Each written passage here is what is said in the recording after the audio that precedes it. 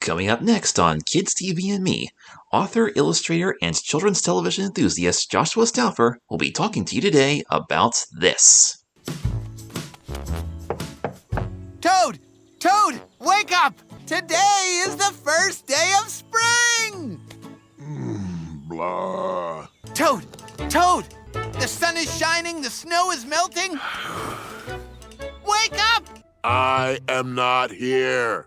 Yes, you are, and you are missing the most beautiful first day of spring. Frog, I am trying to sleep. But there are so many lovely spring things out there. The butterflies have left their cocoons. The baby birds are hatching from their eggs. And the flowers, Toad, they are blooming and they smell wonderful.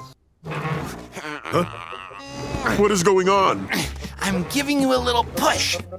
Ah! Help! I cannot see anything! No, silly. That is just the warm light of spring.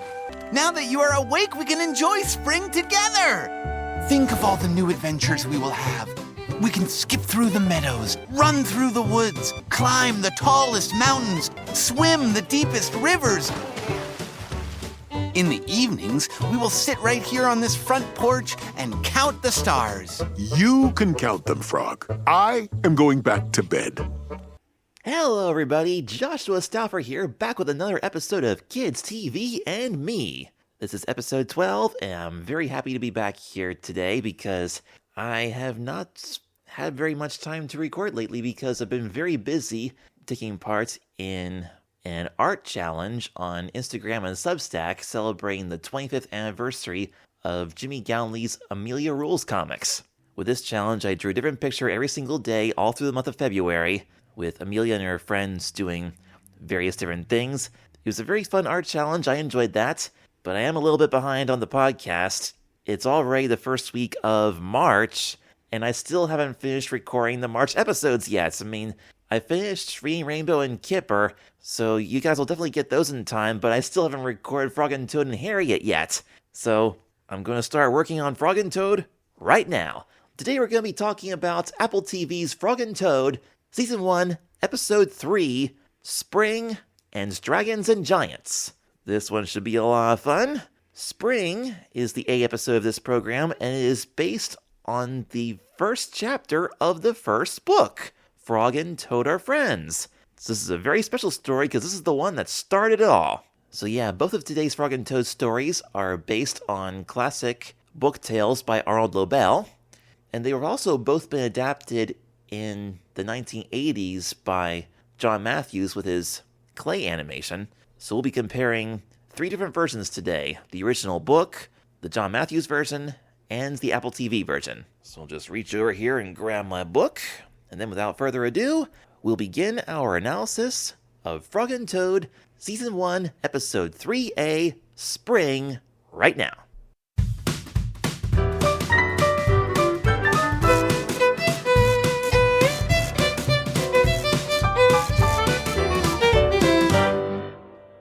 In this title card, we see Frog and Toad making a little homemade boat.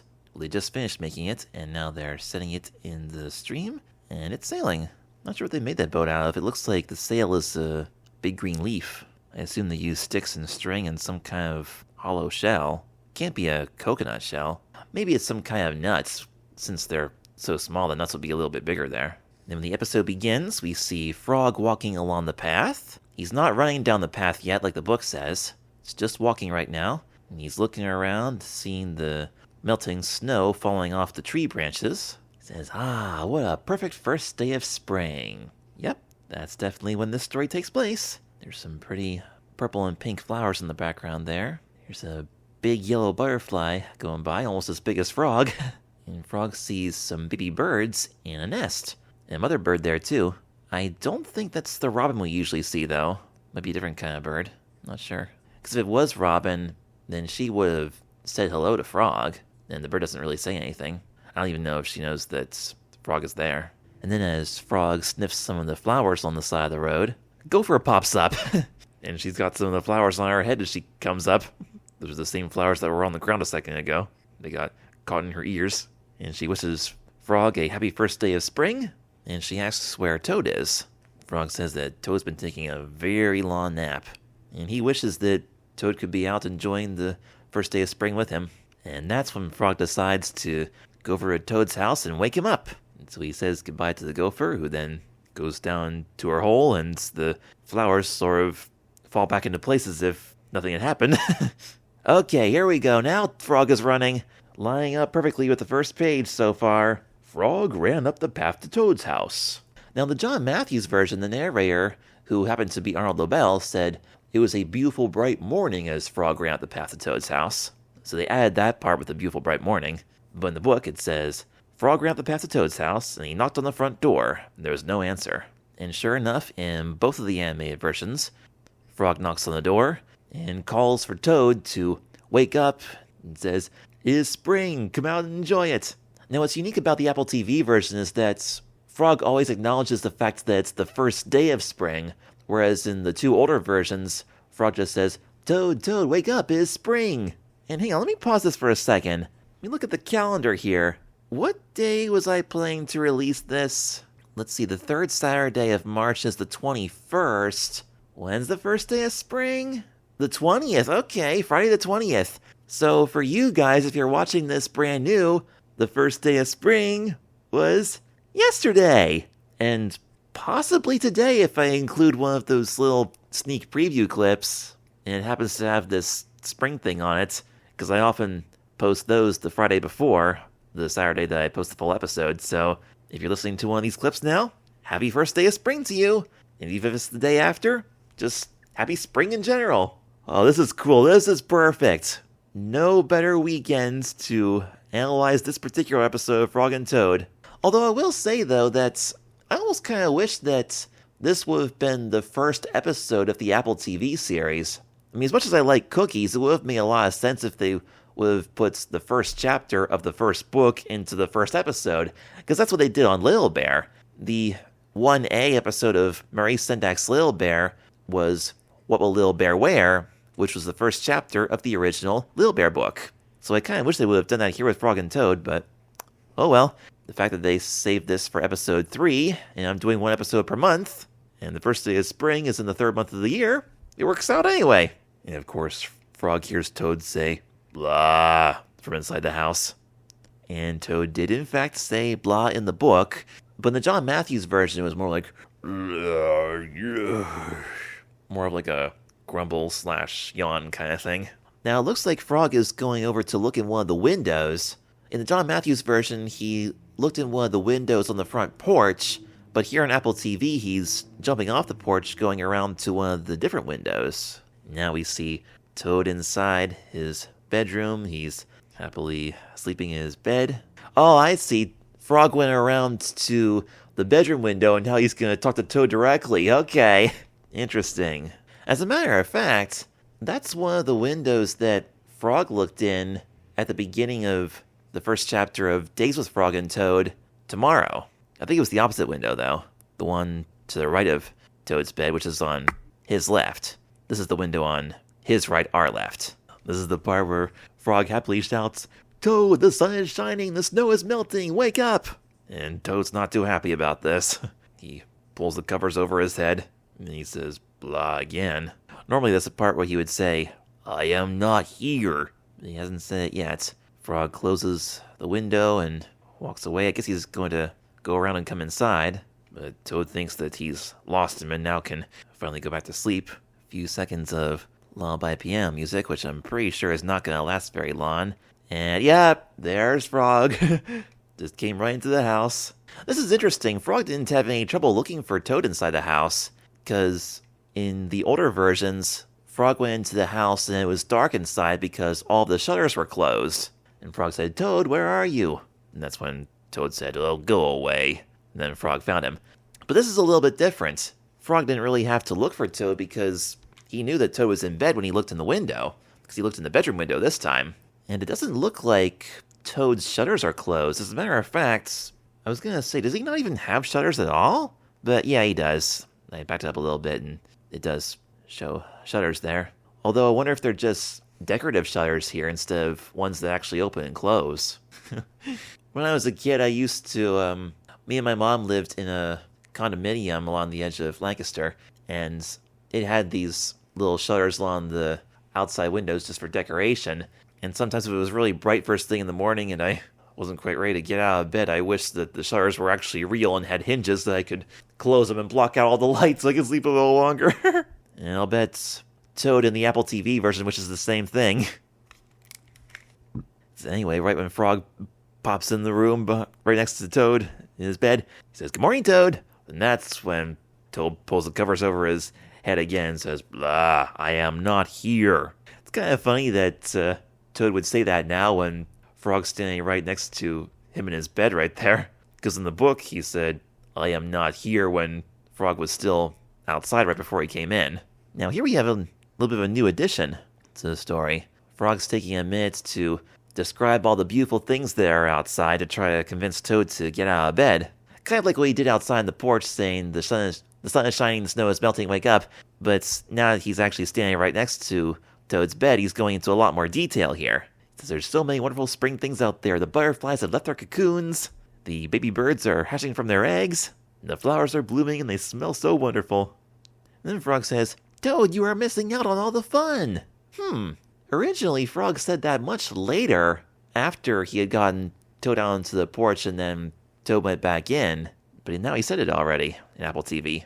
And as he says that, he tries to pull the covers off of Toad, and Toad is like wriggling around in his bed, like laying across it, and his feet are poking out the side, and he's like laying perpendicular to the way you usually do, if you know what I mean. Like his head's not on the pillow and his feet are not at the bottom. He's kind of going all over the place there trying to escape from Frog. And Frog walks away briefly, and Toad tries to go back to sleep again, and a few seconds later, Toad's bed starts moving. Oh! Okay, this is another big difference. Instead of Frog pushing Toad out of bed, Frog's pushing the whole bed out of the house with Toad in it. Ah! Oh my goodness. Yo! That is crazy.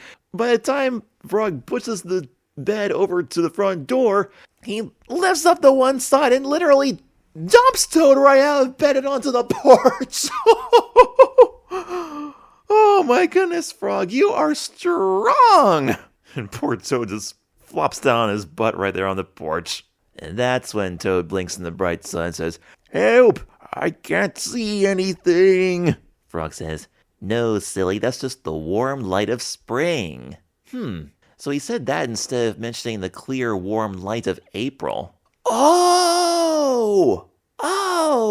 Good stuff, Frog and Toad, good stuff. I didn't even think of that. If this is taking place on the first day of spring, then it would be in the middle of March instead of April. Well done, writers. That was smart. As Frog picks Toad back up onto his feet, Toad's still begging Frog to let him go back to sleep. Frog says, "Now that you're awake, we can enjoy spring together. Think of all the new adventures we'll have."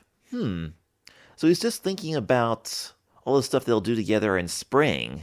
In the other two versions, Frog said, "The clear, warm light of April means that we can begin a whole new year together, Toad." So he's not thinking about the year, he's just thinking about spring. But he does mention some of the same things that they want to do together, or at least Frog wants to do. Says we'll skip through the meadows and run through the woods. And he eventually says swim in the river, but first he says we'll climb the highest mountain. And then he says we'll swim the deepest river. Nice. Climb the tallest mountains. Hey, that sounds like foreshadowing to today's B episode. Because in Dragons and Giants, they will be climbing a mountain.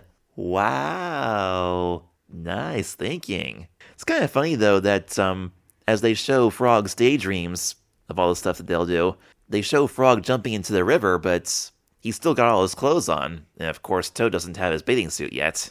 And as a matter of fact, in the previous episode, The Lost Button, we actually got to see Frog and Toad hanging out in the meadow, the woods, and by the river. But we didn't see the mountain yet. We'll see the mountain in the next episode.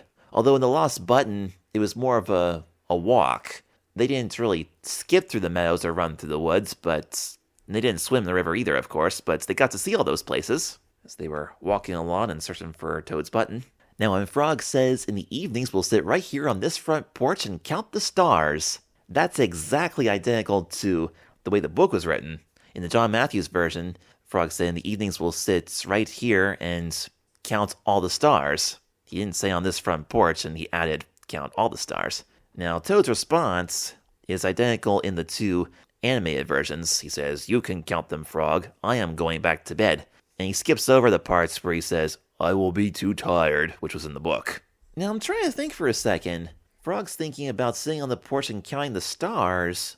I keep thinking there was an episode about stargazing. Wasn't there? Let's see if I can find the episode list here. Yeah, Season 2, Episode 8A, Stargazing.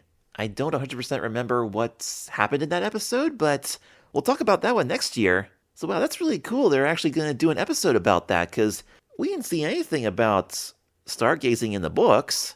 I mean, Frog said that he wanted to sit on the porch and count all the stars, but we didn't actually get to see him doing it, but maybe they'll actually do that on Apple TV.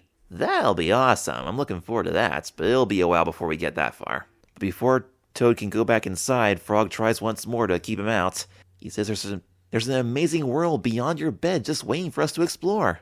Or not explore, but waiting for us to enjoy together, Frog says. He says all you have to do is just take a step. And then Toad actually says, well, maybe one step wouldn't hurt.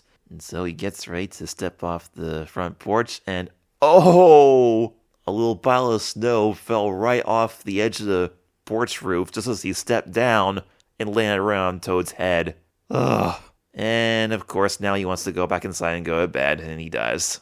Oh yeah, first he has to push his bed back to the bedroom. And back into bed he goes. Okay, now Frog says, but Toad, you'll miss all the fun. So he said it again. Alright. Now I'm looking at the wall over there. There's a calendar on the wall, and it has what looks like a picture of a house. It actually almost looks a little bit like Little Bear's house. And it's like a big snow-covered scene, and the paper underneath it has a big 28 on it, instead of a grid with all the days. It says 28. Is that supposed to be like for the end of February? It's really interesting, because this particular year, 2026, was not a leap year. We only had 28 days in February. But the book said that Toad had been asleep since November, so why would his calendar have a snow scene in it already if he hadn't changed his calendar since November? And why would it be on November 28th? Did he go to sleep right after Thanksgiving, perhaps? Or did he occasionally wake up from time to time and not sleep through the entire winter? I don't know. I'm not quite sure what that 28 means. But on the Apple TV version, they don't even talk about how long Toad has been asleep, and they don't even mention being asleep since November. Instead, Toad just simply says, I would like to go back to sleep, Frog. Wake me up at past spring. Huh. past spring instead of past May. So they don't want to get specific about the months at all, apparently. Interesting. Past spring. Let's see. I guess past spring would be more like towards the beginning of May, like May 4th, 5th, or 6th or something? So past spring is not quite past May. So I guess the writers are trying to be a little bit more vague with the exact times here. And Frog says to himself, past spring is a long time away. I will be lonely until then. Yep, that was in the book. But Frog says, very well. Then Frog decides to just sit on the porch and wait for past spring. He sits there a while, and hey, there's Snail from the letter story. We met Snail in episode 1B, the letter. And so Frog and Snail say hello, and they have a nice little back and forth about the first day of spring, and Frog explains that he's sitting there waiting for Toad to wake up so they can enjoy it together. Snail says, so when's Toad waking up? Frog says, he'll be up at past spring. Snail says, oh, that's a very long time. Frog says, that's okay. I'm really good at waiting. There's something that Frog and I have in common. I'm pretty good at being patient too. And Frog continues sitting there a while, and he just kind of stretches and relaxes and taps his fingers, taps his toes, and sings to himself, waiting, waiting. He watches the leaves falling off the trees. Kind of usually he sees that though, because that would be a fall thing, but these leaves are pretty green. Just some loose leaves blowing in the wind. Oh nice, he sees a caterpillar on one of the plants there, nibbling on one of the leaves. And as Frog is waiting, Snail is slowly but surely making its way to Toad's mailbox. Hey, wait a minute. Does that mean Toad actually got some mail today? Maybe that's why they put the letter episode into the first program, episode 1B. Because if Toad's getting mail now in the spring story, then this would take place after the letter instead of before, like it did in the book. Okay. I mean, at least I hope Toad's getting some mail. It might be a good incentive for him to get out. And finally, Frog quickly stands up and says, "Alrighty, it must be spring by now." And Snail says, "Nope, it's still today." And Frog's a little disappointed, and he goes back up to the porch and opens the door and goes inside. And Toad's still snoring. And Frog looks at the calendar. He says it still says snowy winter, because he's looking at the picture with the snow-covered house and the snowy fields surrounding it. I can't get over the fact that that house looks so much like Little Bear's house. I wonder if they did that on purpose. It'd be cool if they did, because the Frog and Toad universe and the Little Bear universe go so perfectly together because they're both classic I Can Read books from Harper and Row. Now in the book, the calendar still had the November page on top, but here we just see a picture with a snow-covered scene representing winter. So maybe Toad went to sleep in December instead of November, because that would have been the beginning of winter. I suppose that could make a little bit more sense because maybe they were preparing for the possibility of either a network airing these totally at random or people watching them out of order. Because if Toad slept through all of December, January, February, and March, then he wouldn't have been awake to go sledding with Frog in the Down the Hill story, and he wouldn't have been able to celebrate Christmas either. Now, I totally get it that the spring story is the very first book story in the book series, and the stories of Down the Hill and Christmas Eve came later in the third book, Frog and Toad All Year, and that was after the whole spring thing got resolved.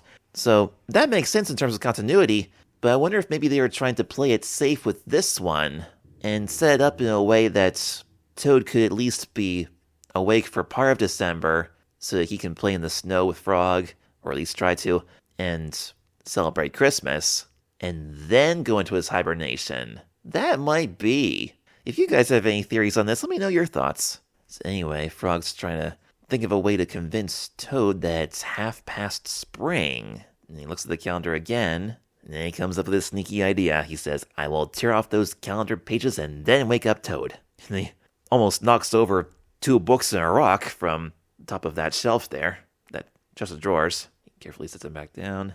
And Toad's still asleep, okay. And Frog says to himself, "I am good at waiting, but sometimes you just gotta hurry spring along so that your friend can join you." And then very carefully and quietly, Frog starts tearing pages off of the calendar, trying not to wake up Toad. Oh! Well, that answers my question. That must be February 28th. Because Frog tore that page off and then it goes right to 1.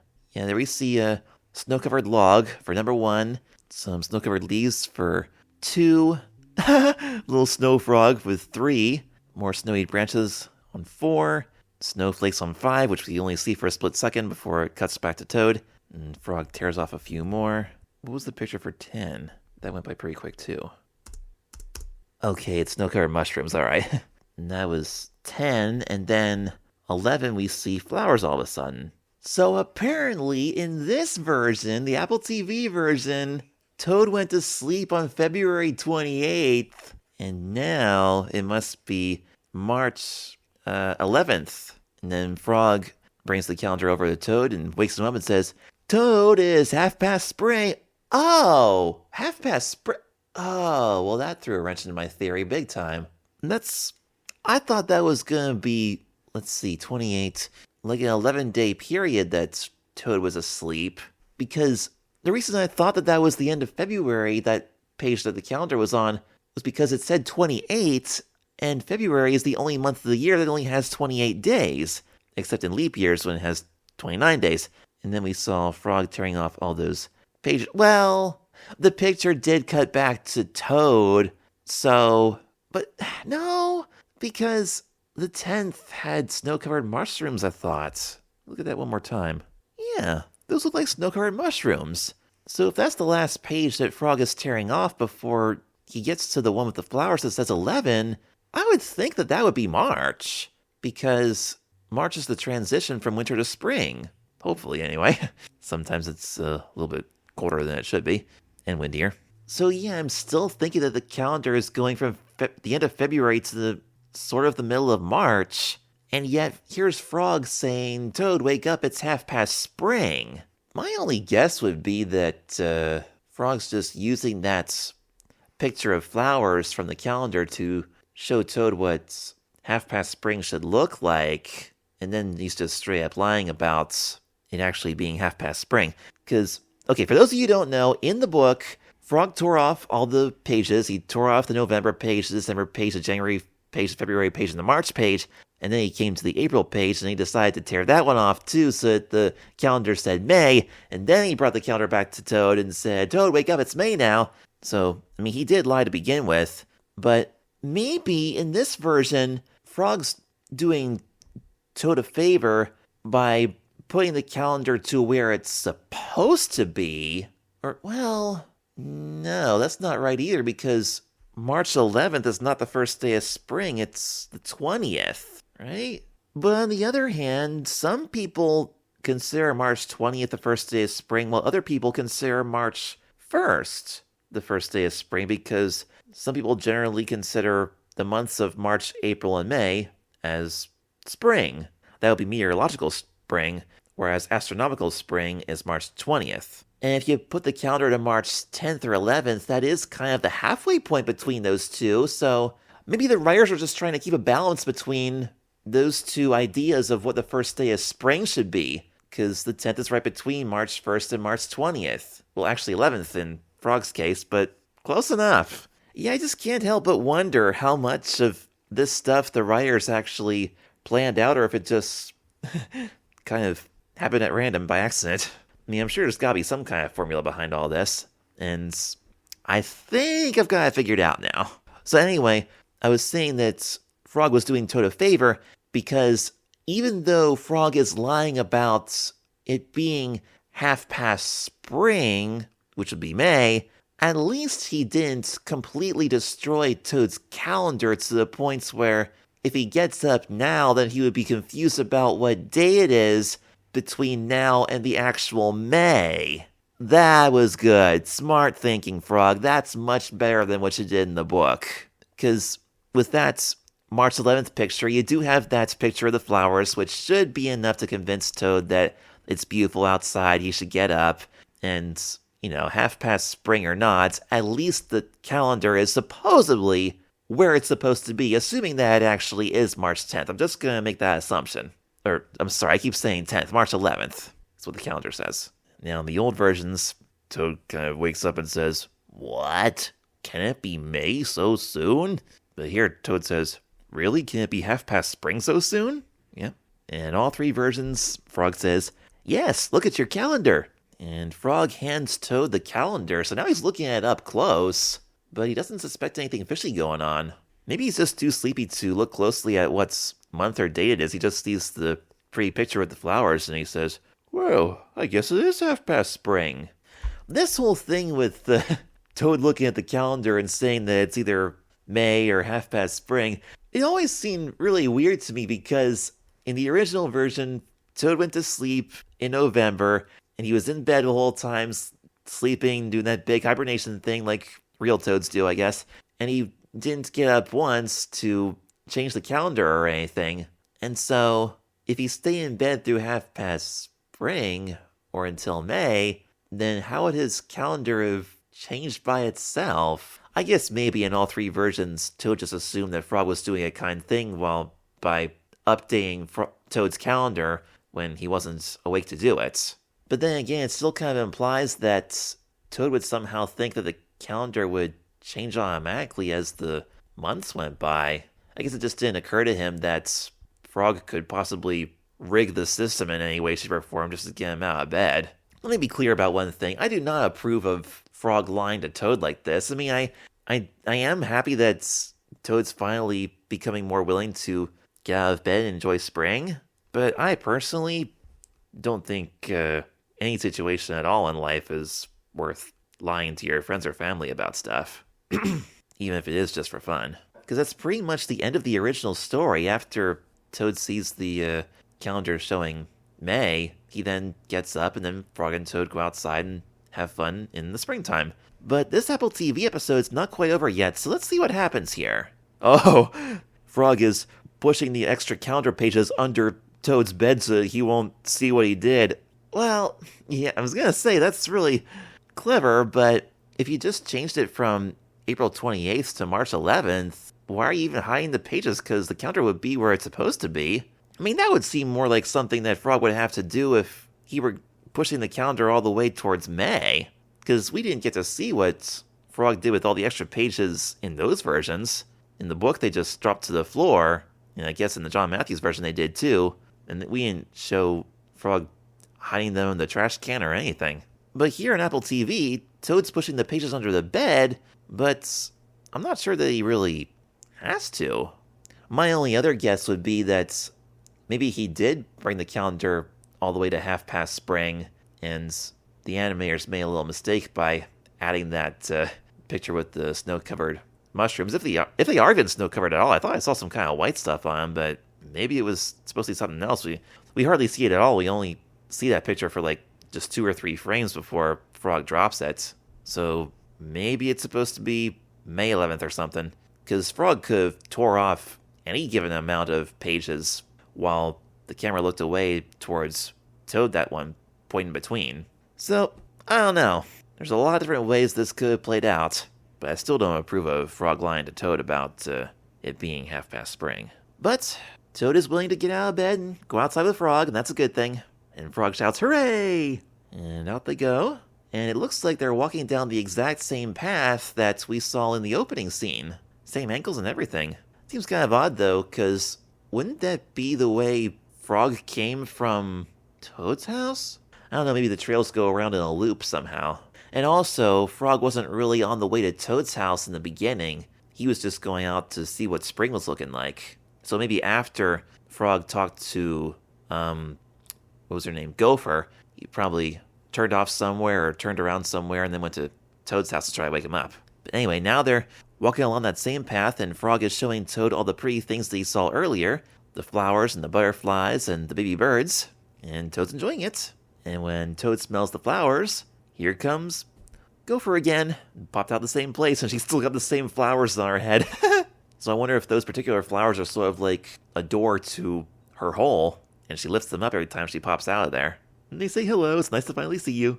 And right after Toad thanks Frog for taking him out to show him the nice spring things, Toad feels a cold breeze. He says, "Ooh, it's certainly cold for half past spring."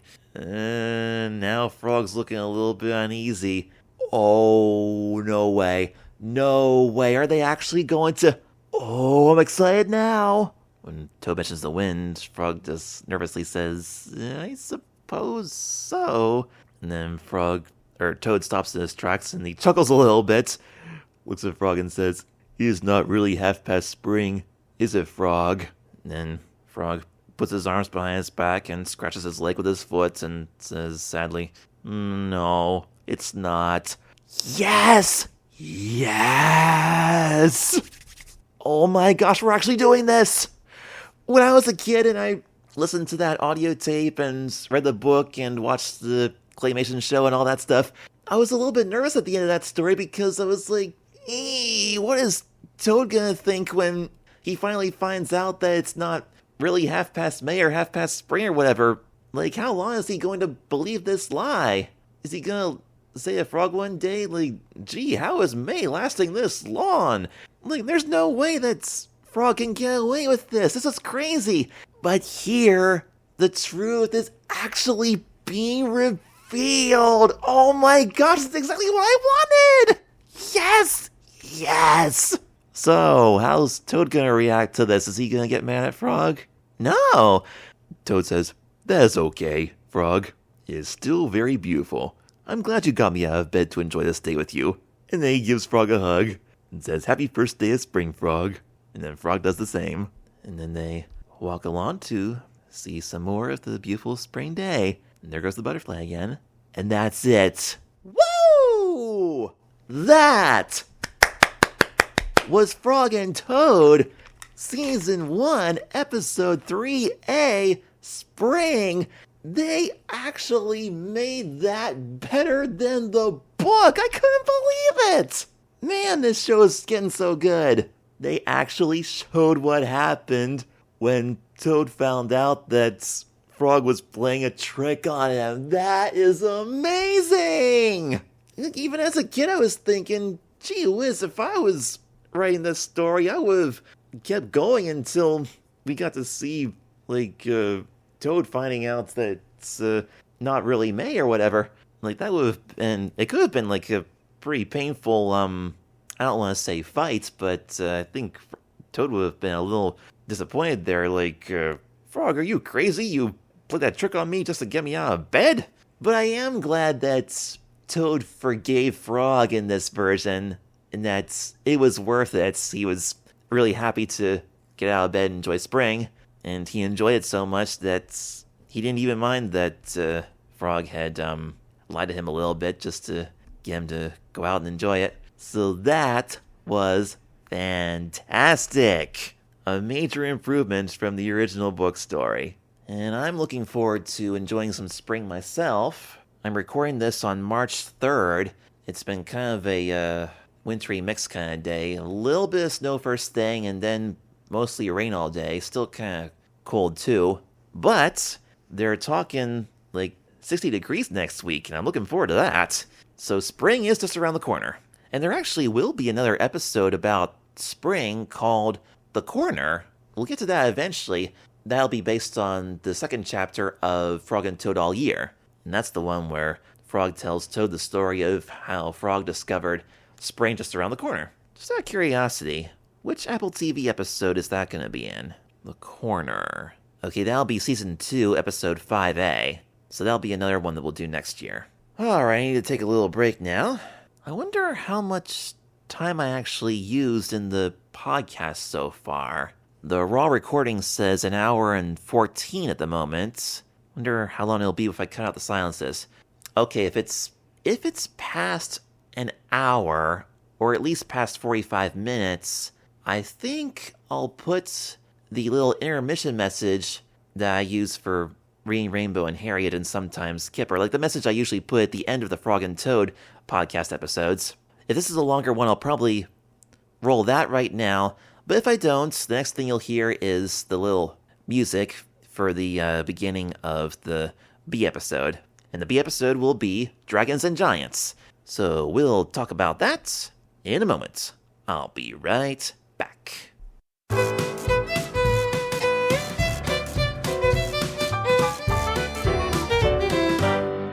And we're back. It turns out I'm only at 38 minutes right now, so this episode's not quite as long as I thought it was yet. So I'm just going to roll the little 60-second message at the very end, like I usually do for Frog and Toad. I want to ask you, though, are you guys enjoying this podcast?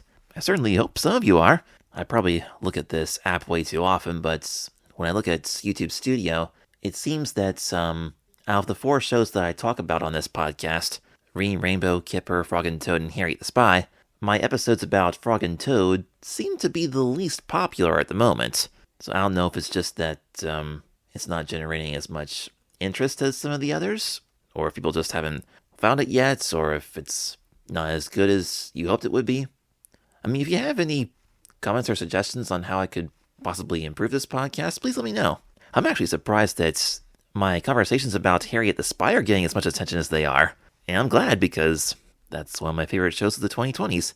But so is Frog and Toad, so let's continue on now.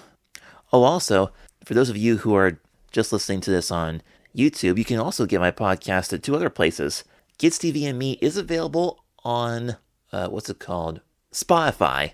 Yes, it's on Spotify. And also my Substack page at joshuastauffer1.substack.com. You can get all my full episodes of Kids TV and Me there, and also some full chapters of my book, Meet Zoe Richards, and my little Joshua Webb comics, and some other fun stuff as well, including the Amelia Rules art challenge that I did a while ago. Now then, today's B episode of Frog and Toad is called Dragons and Giants, and it's based on the 4th chapter of the book Frog and Toad Together. When I was a kid, that was one of my favorite Frog and Toad stories, especially the John Matthews versions. quite a thriller. So, let's compare the three versions here. Arnold Lobel's book, John Matthews' claymation, and Apple TV's new series. Here we go. What kind of title card do we have for this? Oh wow, they're at a cave.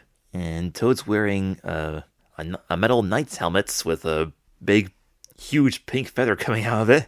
And Frog also has a hat on with a yellow feather in it. It's not a knight's cap though. But it looks like they might be dressed up as the knights in the book that Frog's about to read. And halfway through this little title card, it starts raining, and then Frog and Toad jump into the cave to get dry. Alright, now the episode begins with an outside view of Toad's house. Makes total sense because the John Matthews version also started at Toad's house, because Toad had that fireplace in his living room with the two soft chairs. I wonder if they have a fire going in this version. We'll find out in a second. Also in the John Matthews version, there's a great big picture of like a frog knight fighting a dragon. So let's see what we do here. Oh yeah, as we see the outside of Toad's house, we hear Frog telling the story. I guess he's reading the book. It's a story about brave Sir Toad and brave Squire Frog. Makes me wonder if Frog wrote this story specifically for the two of them, or if it's just another Frog and Toad they're reading about, very much like themselves. He says they protected the castle from all sorts of dangers. Let me guess, like dragons and giants? And sure enough, Toad asks Frog what kind of dangers, and Frog holds the book open, revealing the pictures inside, and we see a big fancy castle. Frog doesn't tell us yet. He just says, their most fearsome foes yet, whoever they may be. He says they're standing outside their castle when something terrible flew in. Flew in? Oh yeah, because the dragons can fly, that's right, so it must be the dragon coming. Whoa! An enormous dragon carrying a big lumpy one-eyed giant. Kinda looks like a troll. I don't know why, but for some reason that makes me think of Wally Kazam. Even though I've never actually seen that show before, but I've seen pictures of it. Well, now I know what I'll be watching tonight before I go to bed. Because I have Paramount Plus now, so I might check it out. But anyway, the dragon and the giant shook the ground when they roared.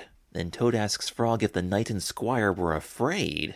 Frog says they were not, because as long as they worked together, they had nothing to fear. And wow, this is amazing. They didn't have to get out their weapons or anything. They just stood firm and tall and said, "We're not afraid of you. Away! Yeah!" The dragon looks at the giant and says, "They sure look brave." The giant says, "Perhaps we should run away." And then they turn around and fly away. Well, that was easy. I mean, I'm all for that. Just stand firm, believe in what's right, and know that there's nothing to fear. And that'll get you where you're going. I approve. And so the dragon and the giant flew off, never to return. And Frog and Toad said, well, actually, the knight and the squire said, "We are not afraid," which is kind of a catchphrase throughout this story and the other two versions. They keep saying, "We are not afraid," or "I am not afraid." And that's the end of Frog's book. And yeah, they are sitting by the fireplace, but there's no fire right now. And there's no picture of a knight fighting a dragon above the fireplace either. John Matthews added that part, and we don't see it in the book either. And the story that Frog read in the John Matthews version was a lot darker and more intense than this. I mean, we don't see any of the stuff that Frog is reading on screen aside from the picture on the wall. And we don't see any close-ups of Frog's book either in that version. Frog describes how the knight rode against the dragon with all his speed, thrusting his spear straight at the fiery dragon's jaws, but it broke the splinters against those brass-like scales. We don't hear any of that in the Apple TV version. This one's a little bit more easygoing and laid back. Like, there's no violence here, it's just being brave and telling the bad guys to go away. And that's that. Interesting. And so after they finish the book, in the Apple TV version, Frog says, I wonder if we are brave. That's a direct line from the book. And so the two of them go over to a mirror. Yep. That mirror scene's actually the first picture that we see in the book story. But here on Apple TV, they actually compare the picture in the book to what they see in the mirror. And they try to pose that way too. Or, well, not really. They just kind of have their normal straight faces on. And Frog and Toad actually swapped lines. In the other two versions, it's Frog who says we look brave and Toad who says, yes, but are we? But here it's the other way around. And normally that would be where we cut to the next scene where they go outside and decide to climb the mountain to see if they're brave. but not quite yet. Toad looks at the book and says, I would like to think so. Maybe we can do something brave to find out. So maybe they're going to throw it around a bunch of ideas before they decide on climbing the mountain. Oh, or maybe not, because Frog immediately suggests something very brave like climbing to the top of Mount Gloom. Ugh. Mount Gloom? Really? That's what the mountain is called? Seriously, is that mountain gloomy all the time? I would like to think not.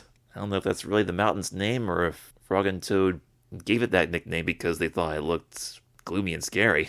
And as soon as Frog said Mount Gloom, we hear thunder and see lightning outside. And it's pretty cloudy out there too. And Toad's unsure about this. Like, Mount Gloom? You sure you want to go there? It looks very dark and gloomy. Then Toad suggests, I was thinking we could start with something a little smaller, like going outside without an umbrella, because it looks like it may rain. And Frog kind of does like that idea. He says that does sound brave, Toad. But if we can climb to the top of Mount Gloom, then there's no denying that we'll be as brave as the characters in this book. Toad says, yeah, this is true. And so they are ready to go on their adventure now. Here we go. Frog opens the door, and just as Toad is about to step outside, there's more thunder. Then Toad looks at the umbrella. He's about to grab it, but then he stops himself and says, I am not afraid. And out they go, marching down the path, looking very determined and brave. And they climb to the top of a hill, and they see Mount Gloom way out in the distance. Frog says, there it is, Mount Gloom. Boom! More thunder. Yep, we got ourselves a running gag here. I guess every time somebody says Mount Gloom, there's going to be thunder. And here comes Turtle. Have we met Turtle yet? I don't remember. In the books, Turtle was in the Swim story and also Alone. But I don't know if we saw her in any of the Apple TV episodes yet. But once again, folks, we've got ourselves a classic book character that we only saw once or twice, but they're getting a lot more screen time here, appearing in lots more stories, including ones that have existed before without them, but they're adding them in to make it more interesting. Very nice. Toad says, hello, Turtle. We're going to climb to the tippy top of Mount Gloom. Boom! More thunder. Then he adds, without an umbrella. And Turtle says, oh, I could never do something as brave as that, with all the treacherous caves, and tumbling rocks, and howling winds, and soaking storms. Caves, falling rocks, treacherous winds. In the book, Frog and Toad come across a cave and a big snake pops out of it and tries to eat them. And then later on, there's lots of falling rocks, there's an avalanche, and at the very top, there's a hawk. Turtle didn't mention the hawk yet, but she did mention howling winds. But she pretty much got everything else right. Interesting setup. Alright, so after they say goodbye to the turtle, they continue on their journey. Frog and Toad are running along pretty good until they get to where the mountain starts getting steep, climbing up those rocks. Wow, that shot right there looked just like the picture in the book. Very cool. Toad actually looks a lot better at this here than he did in the John Matthews version, because in that one, Frog climbed up the rocks really fast, and then Toad kind of got tired pretty quick and was going up very slowly. Oh, okay, now we see Toad starting to get tired a little bit. Or not by much. He just stops for a quick second to catch his breath, and then he jumps over some more rocks. They're both leaping along very nice, just like frogs. Or amphibians, at least. Ooh, this is interesting. They're walking alongside a narrow cliff. They got their backs up against the mountain, and they're going sideways. On Lil Bear, in the episode Exploring, Lil Bear and Duck kind of walked sideways along the side of a mountain. I guess that's why it did, because the cliff was so narrow that they were walking on. Okay. It was kind of a weird angle. It was hard to tell how narrow that little walkway was, but here we can actually see Frog and Toad going around the mountain, so that makes sense. One of the reasons I enjoyed the Dragons and Giants story of Frog and Toad when I was a kid was because it reminded me so much of Little Bear's Exploring episode, and that is my all-time favorite episode of Little Bear. And as Frog and Toad go along the side of the cliff, they're looking a little bit more nervous, but they're not stopping yet. Wow, Frog and Toad are both getting tired now. And it's getting cloudier, too. Reminds me of another Little Bear episode. Top of the World. That's the one where they were climbing that big mountain with Uncle Rusty. And Father Bear said, we're inside the cloud, because it was so foggy up high on the mountain. I guess that's what's happening here. Makes sense that they would be inside a cloud since the clouds are getting so thick. storm's coming. If there's a thunderstorm coming, and you're up inside the clouds, that could be dangerous. Toad says, all this gloomy mist sure is wet. I feel like I just went for a swim with my clothes on. Then Frog finds the cave. He says we can dry off in there. Having read the book and having seen the John Matthews version, I know darn well that this is not going to be a good idea. Or is it? We'll see. Toad says, are you sure? It looks awfully dark and cavey. Cavey, that's funny. And then they remember that Sir Toad and Squire Frog wouldn't be afraid, and so into the cave they go. Toad puts his hands on his hips and says, yes, we are not afraid. And then after a brief silence, he says to Frog, you first. Wow, this is cool. We actually get to see Frog and Toad inside the cave this time. In the book, we only saw the snake coming out of the cave, chasing Frog and Toad. And in the John Matthews version, we saw Frog and Toad running into the cave, and then a few seconds later being chased out of it by the snake.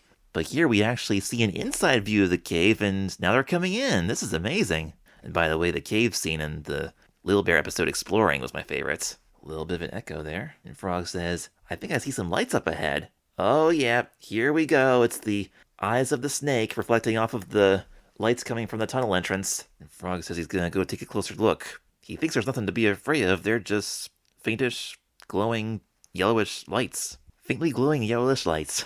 And we definitely hear the snake hissing. And the snake's coming into focus now. Hello, there he is. And just like in the other two versions, the snake says, hello, lunch. And slithers out towards Frog and Toad with a smile on his face. So I wonder if that means that he's probably looking at them, getting hungry. He wants to eat them now. And just before they run out of the cave, Toad says, those are not lights, Frog, they are eyes. And then they turn around and run away. They run away screaming, we are not afraid.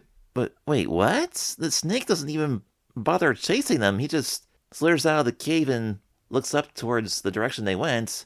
And he looks kind of sad. What does he say? Oh, drat. Wow, that's the first time I've heard the word drat on this show. And it didn't come from Toad. He hasn't said drat yet. He says, oh, drat, looks like I'll be lunching alone again. And then he pulls out the other end of him, his tail, and it's got a plate with a sandwich on it. So, wait, what's going on here? He has a sandwich for lunch, and he says he's gonna be lunching alone again. Does that mean that, he almost had an opportunity to have something tastier than a sandwich, a frog and a toad? And the snake says sadly, I so rarely have guests. Whoa, hold on a second. This is a big change right here.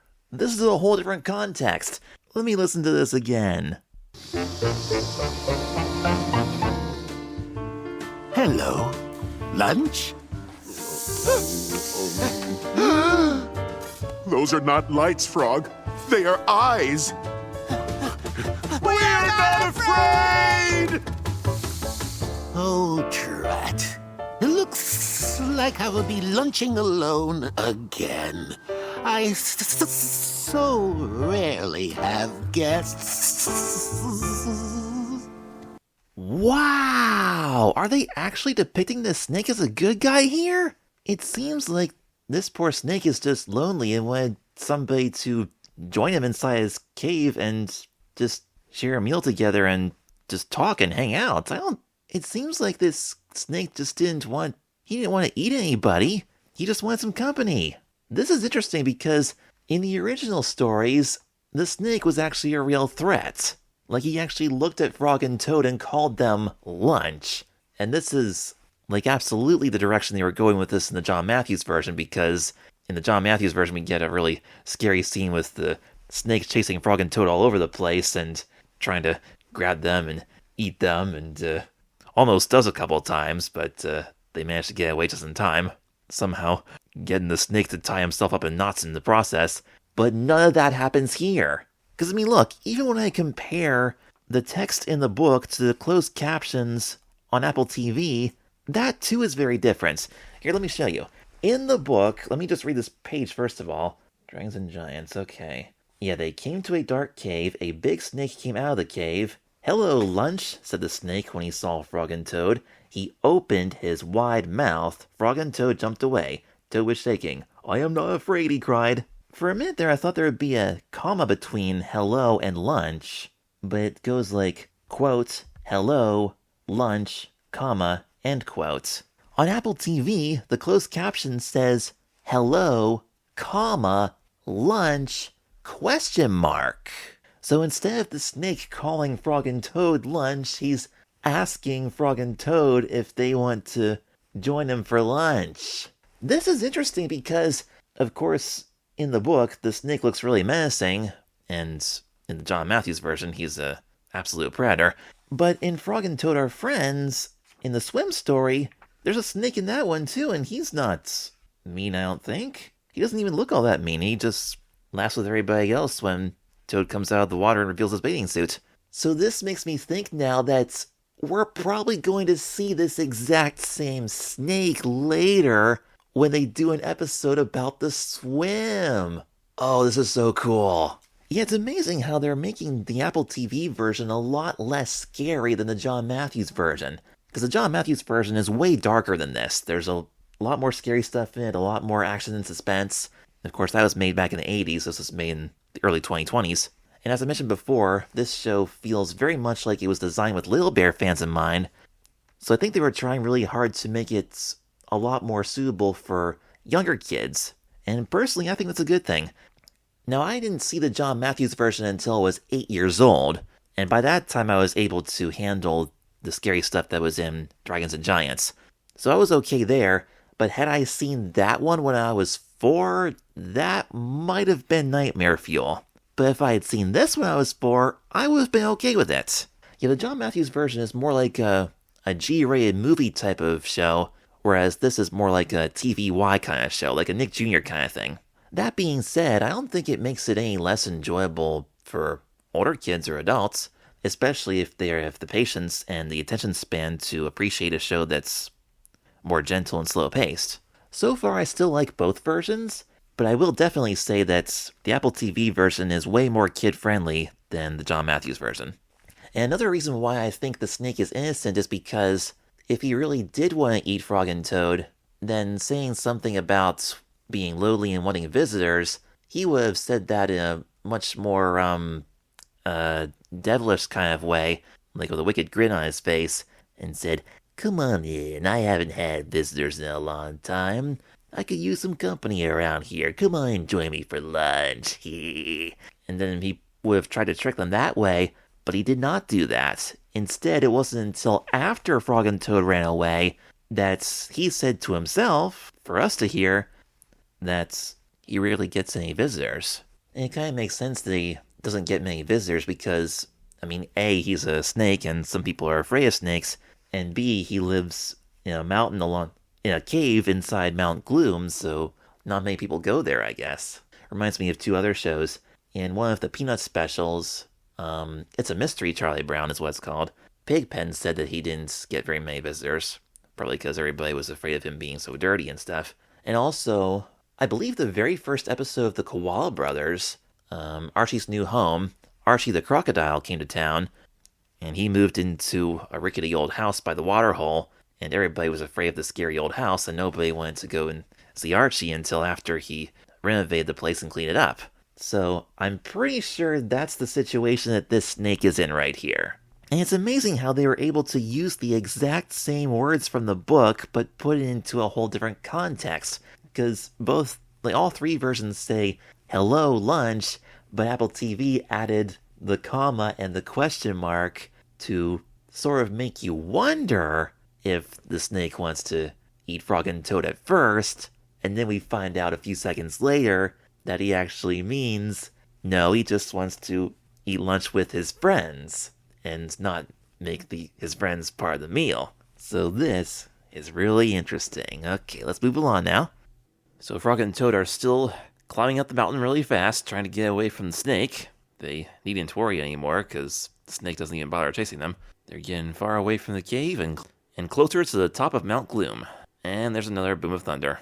Toad says, "Climbing Mount Gloom is not as bad as I expected." Frog says, "That's because we are brave." And at that moment, they hear another boom of thunder, and the mountain starts shaking. And Toad says, "Frog, why are little rocks rolling past our feet?" Frog notices that the rocks are getting bigger, and bigger, and bigger. And that's when Toad remembers that Turtle had mentioned tumbling rocks earlier, and so they hide under what kind of looks like a cave entrance, but I don't think it is. It's this little section of the mountain that it's kind of set up in a way that the rocks can kind of shield Frog and Toad. They can sit under there and hide while the avalanche falls down or rolls down the mountain. They don't call it an avalanche here, but they did in the other two versions. This one's actually a little bit more accurate to the book because in the John Matthews version, I don't think it was rocks rolling down the mountain, but it was massive snowballs. Because at the end of that scene, Frog and Toad popped up out of the snow like they got snowed on by that avalanche and somehow survived. But there's no snow here. And Frog peeks around the corner and watches the last small stone roll down the mountain. And it seems to be safe now. And there they go. They're almost at the top. Oh, and it's getting windier. And even though it's windy, Frog and Toad are determined to get to the top, so they very carefully hold on to each other as they keep climbing. And they say to themselves, I am not afraid. We are not afraid. And they say it over and over again. And they made it. There they are. And then after a brief celebration, it starts raining on them. And they're right there at the top of the mountain. Now they look afraid. Toad says, Frog, do you suppose we could be brave back at my house? Frog says, yes, Toad. And then they start climbing back down the mountain. Okay, so I guess there's no hawk in this version. Maybe the writers at Apple TV thought that would be a little too scary for little kids. Makes sense, because they did make that pretty scary on the John Matthews version. In that one, the hawk actually caught them at one point and was getting ready to, I don't know, feed her baby birds with them or something. But they managed to fall off the hawk's claws and get back down the mountain then. And it's as they are running down the mountain in the John Matthews version that they were saying, we are not afraid, we are not afraid. But here on Apple TV, they were saying that as they were going up the mountain instead. And now they're running past the place where they saw the snake. There's that cave again. And the snake is holding a plate with, I guess, a pie on it. And he says, oh, dessert? Asking Frog and Toad if they want to come in and have some dessert. But, of course, they're either still scared of the snake or they're busy running home and they don't even stop. So it seems to me like this snake is offering them food to share with them. It was the sandwich earlier, and now it was the cake or the pie. And once again, the snake looks sad to see them go. Someday, Snake. Someday you'll get to hang out with them, don't you worry.